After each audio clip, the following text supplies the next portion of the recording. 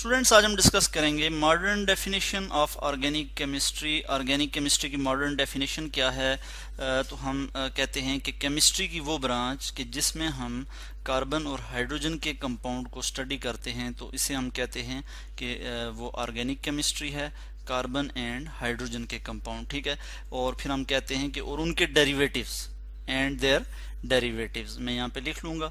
तो इनकी स्टडी को हम कहते हैं कि इनकी स्टडी को हम कहते हैं कि ये ऑर्गेनिक केमिस्ट्री है।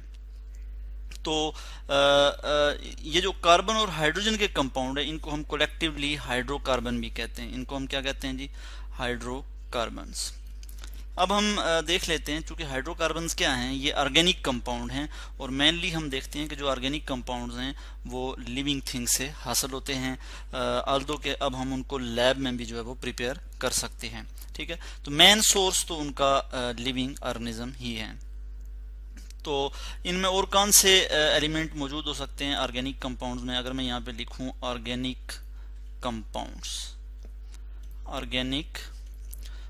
ऑर्गेनिक कंपाउंड्स, तो इनमें जैसा कि मैंने कहा कि कार्बन और हाइड्रोजन तो लाजमी तौर पे मौजूद होंगे। उसके अलावा कुछ और एलिमेंट भी हो सकते हैं, like sulphur, oxygen, nitrogen, phosphorus. ठीक है, इनकी यहाँ पे मैं सिंबल लिख लेता हूँ कि ये एलिमेंट भी मौजूद हो सकते हैं।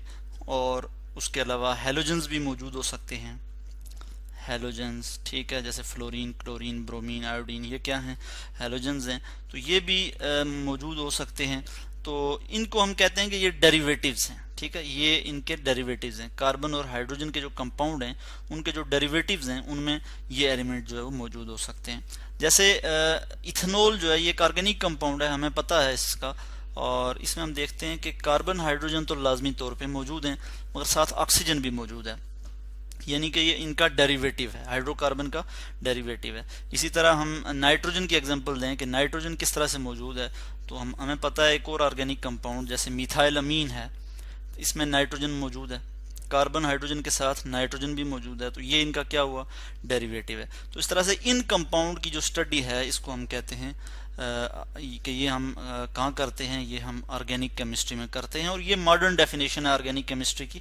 ठीक है, और इसके अलावा कुछ एक्सेप्शंस यहाँ पे आ जाती हैं, और वो एक्सेप्शंस क्या हैं उन पे हम बात कर लेते हैं। कि जैसे कार्बन के कुछ ऐसे कंपाउंड हैं जो कि हैं तो कार्बन के कंपाउंड, मगर वो ऑर्गेनिक नहीं होते, हम कहते हैं वो इनऑर्गेनिक होते हैं, वो मिनरल ओरिजिन के होते हैं। लाइक जैसे मैं यहाँ पे बात कर लेता हूँ, कार्बन मोनोऑक्साइड, ये ऑर्गेनिक नहीं है। कार्बन डाइऑक्साइड, ये भी ऑर्गेनिक नहीं है। इसी तरह कार्बोनेट हैं, CO3 2 नेगेटिव, इस पे चार्ज आ रहा है, ये भी ऑर्गेनिक नहीं है। इसी तरह बाई कार्बोनेट हैं, HCO3, ये भी जो है वो ऑर्गेनिक नहीं है, बल्कि ये इनऑर्गेनिक है। तो ये कुछ एक्सेप्शंस आ जाती हैं, और क्योंकि इनकी जो प्रॉपर्टीज हैं वो ऑर्गेनिक कंपाउंड से मिलती जुलती नहीं हैं, तो हम कहते हैं ये ऑर्गेनिक जो है वो नहीं है। मैं यहाँ पे क्रॉस लगा लूँगा।